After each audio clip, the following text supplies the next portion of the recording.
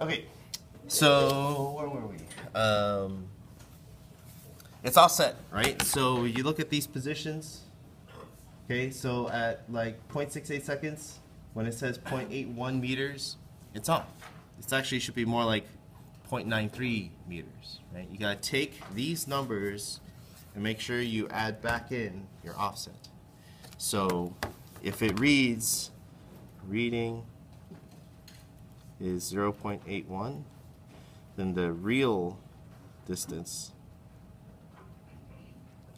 is 0.93 or something like that, right? So make sure you do that for all your heights. The velocity should be fine. Okay, the velocity should be fine. So then from here, your kinetic energy is 1/2 mv squared. Your gravitational potential energy is mgh. Remember, this g is 9.8. And some students kind of get confused. When I write the units, I say 9.8 meters per square second. That doesn't mean you actually have to square anything. This is the unit of measurement. The number is 9.8, kind of like if you look at the area of a house or something like that. If it's 1,600 square feet, that doesn't mean you take your 1,600 and you square it again. It's already 1,600 squares that are 1 foot by 1 foot. So that's kind of what's saying here. It's 9.8 meters each second. Okay. And lastly, its total energy is your energies added together. Okay. Any questions about how to calculate any of these? So you want to build up this list. Okay. All right. So when you put it all together, what I have found is that some students graphed it in graphical analysis, and the graph looked kind of curved for some of them, but it's because the axes, the scale, was very zoomed in, and you actually kind of want to zoom it out. So let me show you what I mean.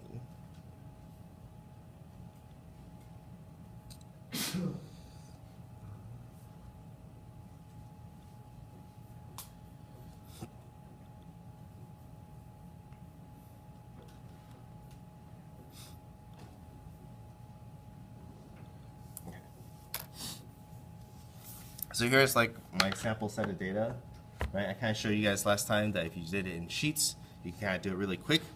And what I want to look at is, for example, these three graphs, right? These are the graphs that I'm looking to plot versus the height, right? So if I do that in graphical analysis,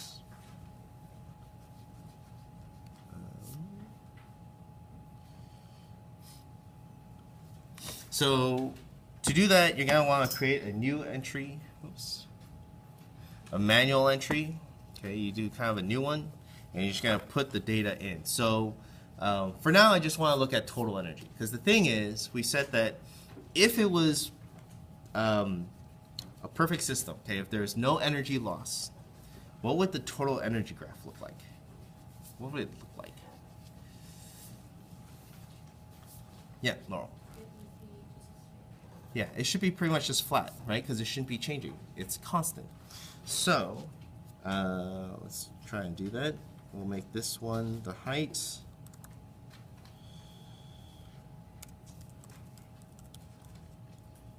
This is in meters.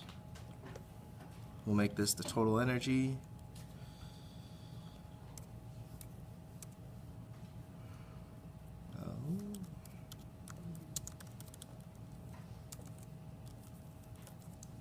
This is in joules. Okay.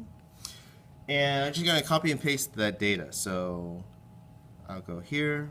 Here's the heights, the real heights, right? You want the real heights. Notice that it goes from high to low. Oops. It goes from high to low because as time went on, it fell. So the height goes lower. And so it's okay if your numbers don't go from low to high. As long as they are matched with the correct corresponding values, you'll be fine. So I take my total energy. Put it in here. Boom. So it can kind of look like it's starting to curve downward a little bit. Maybe just the littlest bit. I think some different groups got a more exaggerated curve than I did. But if you look at the scale, okay, I want you to keep an eye on that scale. See how it goes from 24 up to whatever, 33? That's the reason why it might look a little curved. When we were trying to pick out the data, it's nice to zoom in to figure out where, because you want to move the mouse and you want to press with your hand and then you can pick it out easily. But when you're really trying to analyze the data afterwards, you're trying to look at the best fit line, you're looking for a big picture view, right? You really want to try and make sure that it goes all the way to 0, both in the horizontal axis and in the vertical axis. Okay. So when you zoom out, that's, it's really not curving that much. It's not curving that much. So when you do a best fit line of this, you're really looking for, and if you do a linear fit, it's pretty good. Okay, it's pretty good. If you want to do a quadratic fit, that's fine too. I mean, honestly, they are both reasonable best fit lines. I'll put it this way. How do you decide whether it should be quadratic? If it's quadratic, that means it'll curve down. Or is it linear? Well, it'll go constant. If it is quadratic, what you're saying is that as the ball falls, it loses energy faster and faster. If you say it's linear, you're saying that as the ball falls, it loses energy at a constant rate. Right? So you kind of have to decide. You can argue it both ways. You really could. You can argue that at some point, the faster it goes, the more energy it loses. Or you can say the faster it goes, it still loses energy at the same rate. Right? You can argue it both ways. Couple other things I want you to point out when you guys graph this. So if you take this and then you put it onto this graph, I would like you to try to include an arrow that indicates the direction in which time is moving. Okay? So in other words, if you look at this graph, this is height versus total energy. Which direction does time go on this graph? Does it go to the left or does it go to the right?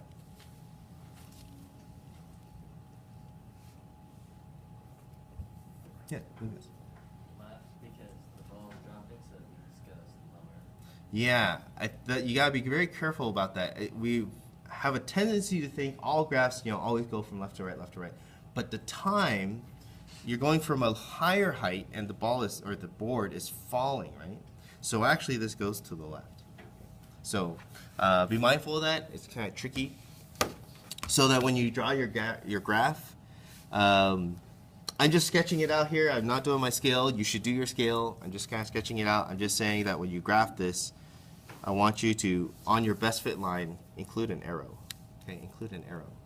It's going like this, which means that when you do your kinetic energy and you do your gravitational potential energy, your gravitational potential energy starts high at the higher heights and drops to something lower at the lower heights. So if this is your total energy, then your gravitational potential energy maybe looks something like this. And so again, I'm going to draw an arrow. And your kinetic energy is going to start low, and then it's going to go up. It should look something like that. Something like that. I mean, this is just a sketch. But you kind of see what I'm trying to show with the arrows. As time goes on, the heights are decreasing. You're dropping it. It's falling. So as it falls, my gravitational potential energy goes down. My kinetic energy goes up. It's going faster, right? It's speeding up.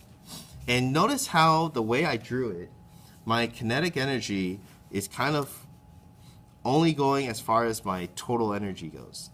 This really shouldn't go higher than your total energy, because your total energy should be the sum of your kinetic, right? So if it hits the ground like, well, I guess it really should cross right here. It should be more like this. And so if I continue this on all the way to 0, my kinetic energy should really go more like that. Doesn't that make sense how I'm deciding that?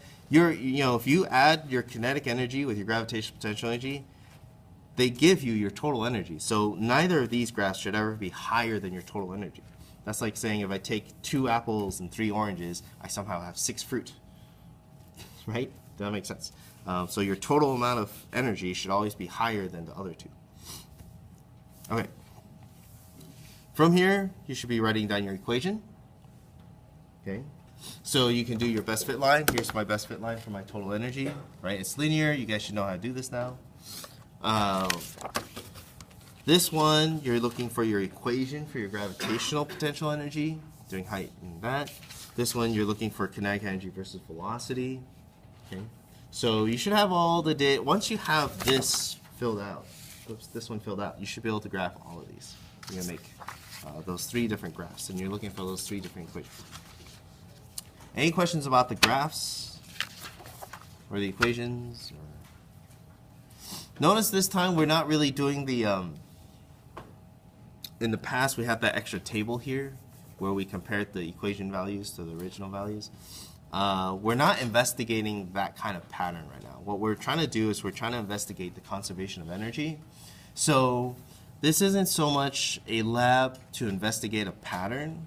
This is more of a lab to investigate a concept, a law, this law of conservation of energy, right? And we want to see how it works out.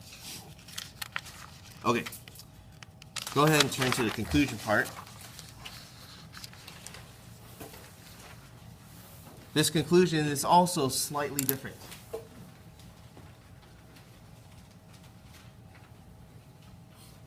Okay, for a board, sorry, we used to use a ball, but in the past, I'll tell you this, in the past, we had students use a ball rolling down a ramp, yet again, and we had them use timers.